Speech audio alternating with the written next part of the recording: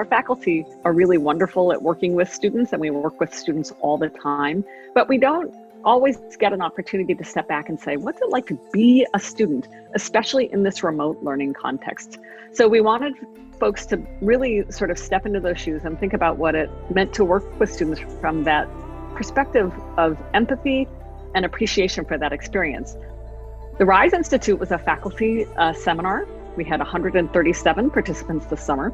I really wanted to be part of the RISE Institute so I can increase my knowledge base about what would be useful for the students with regards to online learning, what seemed to work for other colleagues across campus. I had taught a couple of classes in the spring, and I think they went really well. But it was also pretty clear to me that I was at best reinventing the wheel. And so getting some new ideas and understanding how education professionals think about how to approach these things seemed like an obvious good choice to me. We very quickly had to switch to remote teaching. And although I was already aware of some of the tools, I realized that there was a whole bunch of other online tools that I was not using and I did not know how to use. So an opportunity to learn more through a course with colleagues seemed like a great opportunity, because I think, like most faculty here at UCSB, I take pride in my teaching and I want to make it a good experience for people, even when it's online.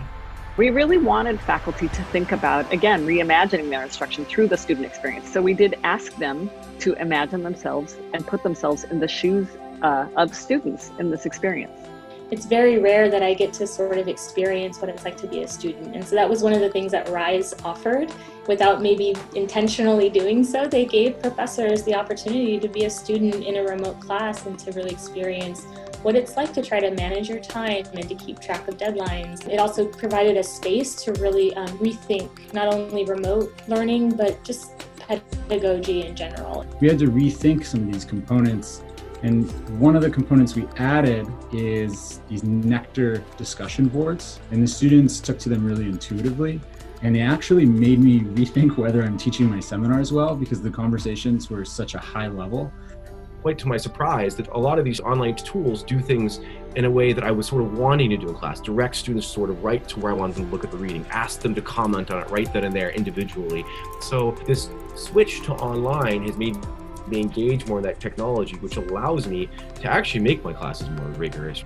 Working with colleagues and learning from colleagues, I think that's been really important throughout this transition to remote learning. There's so many different types of technologies out there, and so it's hard to know what might work in my course, and the RISE Institute really gave me the opportunity to learn from others. I've learned of all these tools for engaging students digitally, and I want to continue to do those so that students who are a little shy or worried about speaking up in front of class have a space to be able to contribute to the conversation.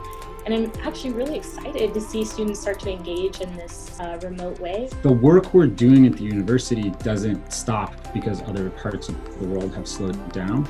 And so what we're doing is really important. The kind of education work that happens at a university is really special, and it just needs to happen online right now. A class like Religion and Politics is timely right now. And so are we gonna pause education while this other stuff happens? Or are we going to meet the challenge and have really interesting discussions when things are happening in the world? I just think we need to keep going.